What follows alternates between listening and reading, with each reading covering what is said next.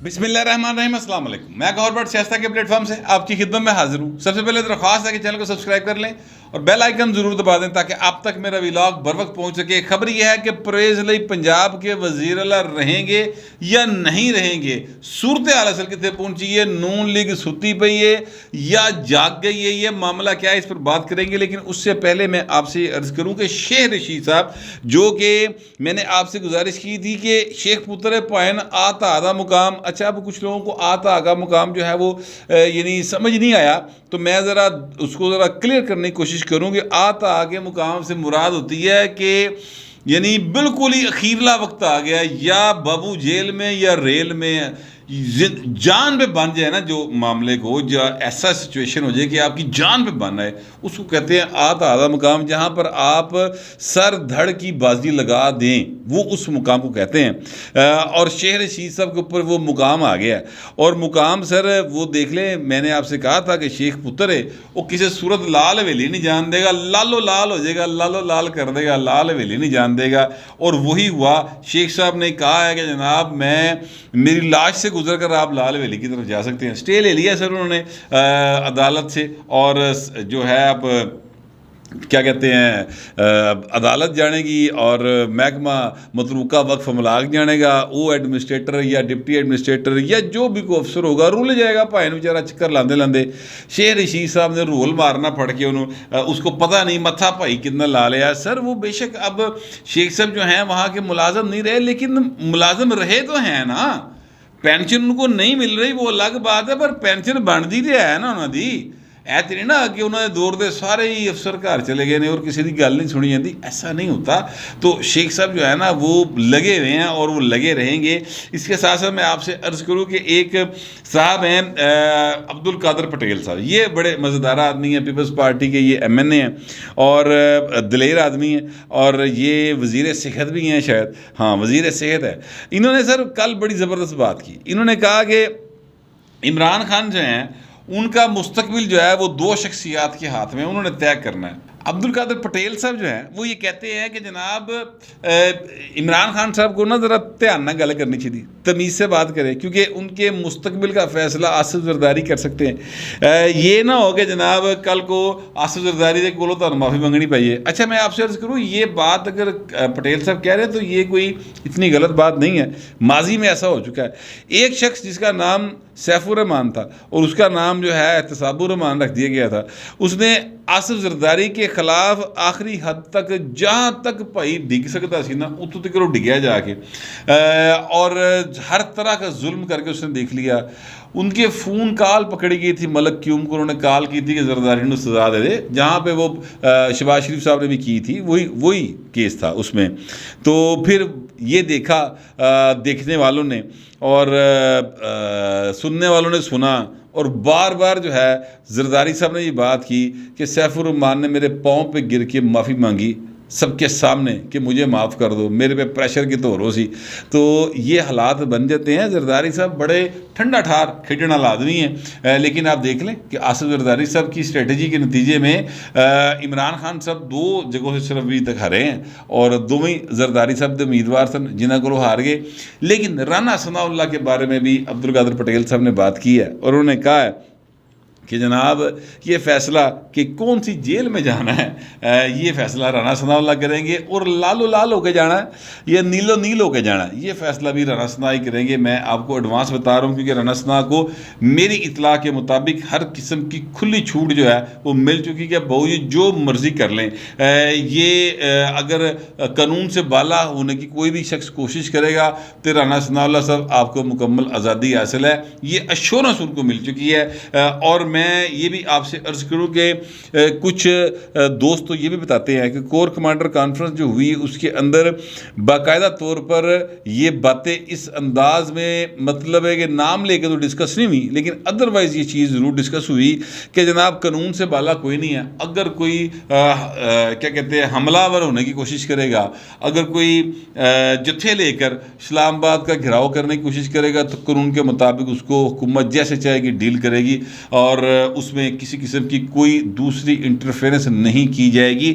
ये एक दो वीलॉग्स के अंदर इमरान शफकत साहब ने भी शायद बात की है, एक दो और लोगों ने भी बात की है। मैंने इसलिए कोट कर दी ताकि जो लोग भी इमरान खान साहब को बहुत ज़्यादा वेट दे रहे हैं कि भाई ने जो चाहेगा कर लेगा और उन्होंने कोई रोकने वाला नहीं थे, भाई ने उनको वो के बाहर निकल के दहावे और उसके बाद फिर उनको समझ आ जाएगी कि चीज़ें कितने खलोती हैं। वो कह रहे थे अक्टूबर में मैं लॉन्ग मार्च की कॉल दे दूंगा, भाई ने दे दो, किसी ने रोका?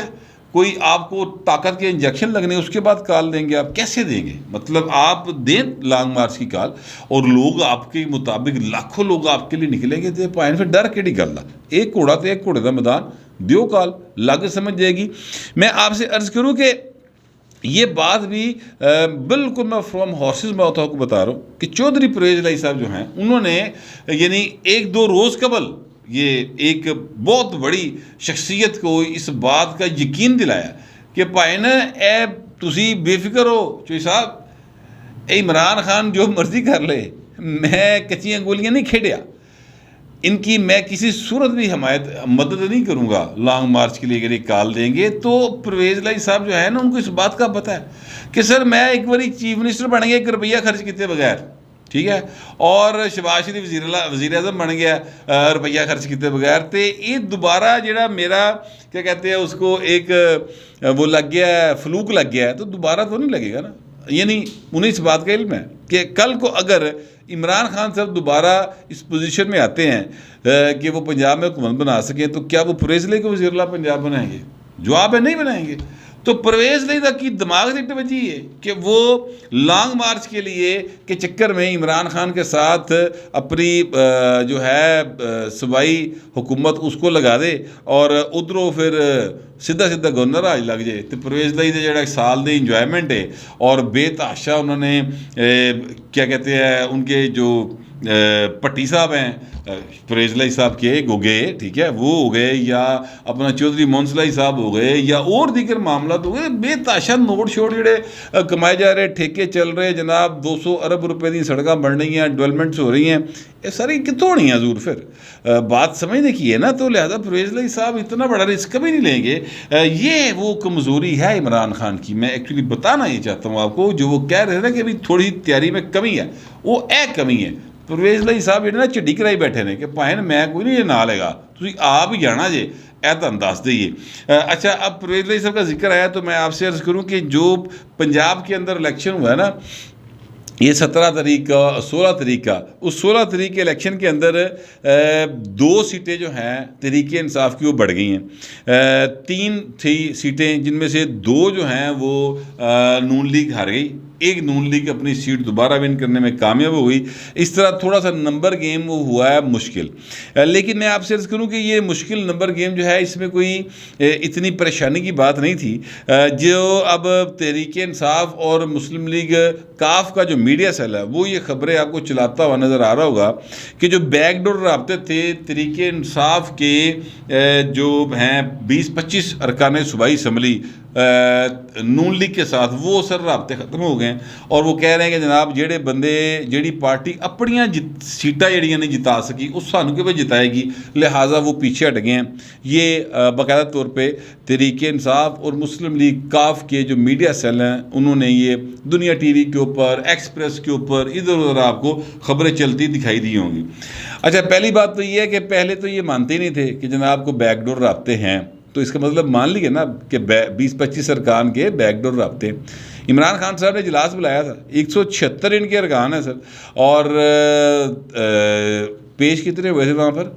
टोटल 150, 26 अरकान नहीं आए थे, ठीक है। तो इसका मतलब ये हुआ कि 26 अरकान के राब्ते किसी और के साथ थे। तो एक तो बात इन्होंने ये मान ली कि बैकडोर राब्ते हैं।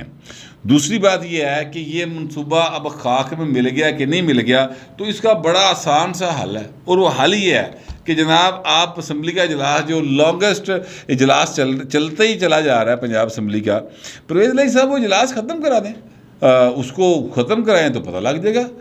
इधरों इजलास ख़त्म होना है, उधरों जनाब गवर्नर पंजाब ने कहना इतमाद दा वोट लो, गल समझ आएगी कि परवेज़ इलाही दे नाल किन्ने जने खलोते ने किन्ने जने नहीं खलोते।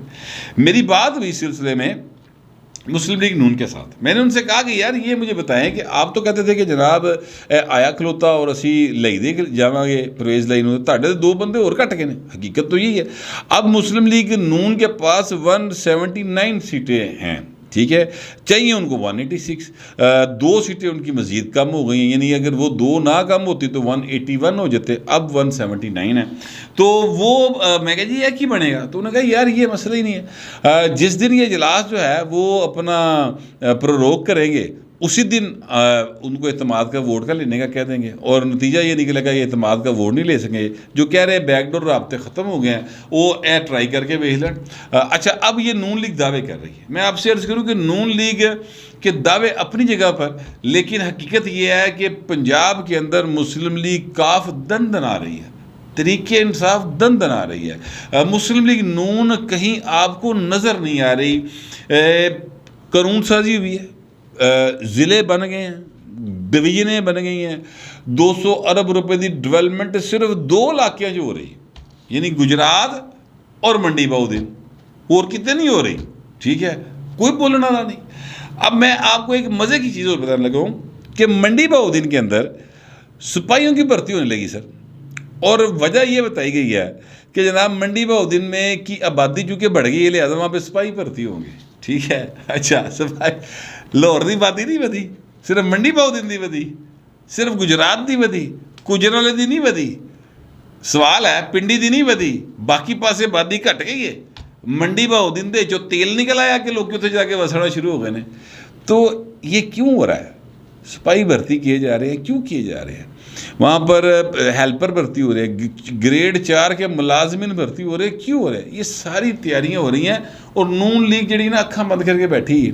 राणा मशहूद साहब हों या समीउल्लाह खान साहब हों या ताहर खलील सिंधु साहब हों, ये सारे के सारे जो है ना सिर्फ गल्लां दे गल्लड़, प्रॉपर खड़े हो के आंखों में आंखें डाल के फोरम के ऊपर बात नहीं कर पा रहे। वजह पूछी मैंने एक बड़े ही करीबी आदमी से, जो कि मुस्लिम लीग नून का घर का बंदा है, समझ लें, इतना करीबी आदमी, MP हैं, मिनिस्टर रहे हैं।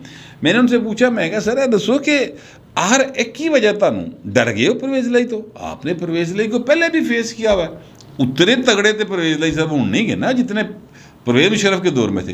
तो हूँ की होया?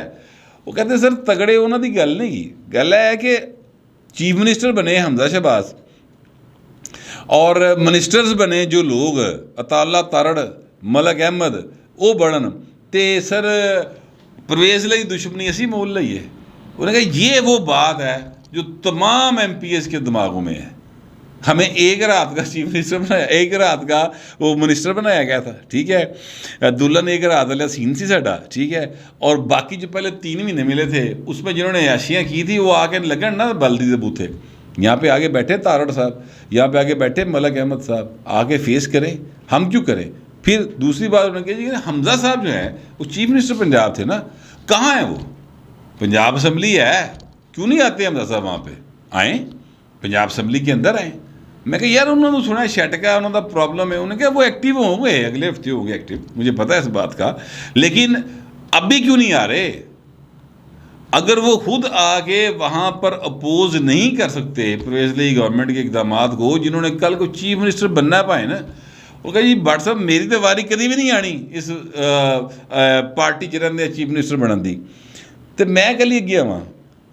यही वो सोच है हजूर जो मुस्लिम लीग नून के अंदर बहुत ज़्यादा पेनिट्रेट कर गई है, और उसकी वजह यह है कि जनाब मरियम को पासपोर्ट मिला, वो नस के चली गई अपने अबू के कोल। हमजा शहबाज शरीफ साहब जिहड़े ने वो चीफ मिनिस्टर तो हटे तो वह भी भैन घर बह गए, तो अल्लाह बेली कोई वारस नहीं रहा। लिहाजा पार्टी जो है वो सिर्फ इस चक्कर में है कि मियाँ नवाज शरीफ आएगा तो लग पता जाएगा, हाथी के पाँव में सबका पाँव। नवाज शरीफ की वेव के बीच असी दोबारा जित जाएंगे तो अल्लाह अल्लाह खैरी सल्ला, ना जिते जे हरे तो सारे ही हार जाएंगे। अपने तौर पे स्ट्रगल करने के लिए मुस्लिम लीग नून का कोई MPA तैयार दिखाई नहीं दे रहा। ये है वो असल बात जो कि किसी पार्टी की बर्बादी के लिए काफ़ी होती है। ज़रूर मुखालफा की लोड़ नहीं पैंदी, आप ही पार्टी जी ना बर्बाद बरबूद हो जाती है। बाकी रह गई जो अपोजिशन में पीपल्स पार्टी है, तो पीपल्स पार्टी सकून टाट काम में है सर, उन्होंने प्रॉब्लम ही कोई नहीं। वो तो हसन मुर्तज़ा साहब तो ये कह रहे थे कि साढ़ा तो 100% रिजल्ट है सर, 2 उम्मीदवार खिला रहे सन, 2 ही जिता ले। नून लीग ने 5 खिला रहे सन, 4 हरा ले, 1 जिता लिया, तो असी तो ज़्यादा पॉपुलर है। अब बात तो ऐसे है, तो नून लीग वालों को सोचना चाहिए कि वो किस तरफ जाना चाहते हैं। क्या उन्होंने ये तय कर लिया है कि पंजाब हमेशा के लिए परवेज़ लाई और उसके बाद मुंस लाई करेगा, या इस पंजाब की हालत जो है वो बदलने के लिए कोई उनमें से काम करने को तैयार होगा? ये सवाल है। ये ज़रूर मेरा ख्याल है नून लीग के लोगों को इस पर सोचना भी चाहिए, अपनी क़यादत से पूछना भी चाहिए। फिलहाल कितना ही, मिलते अगले व्लॉग।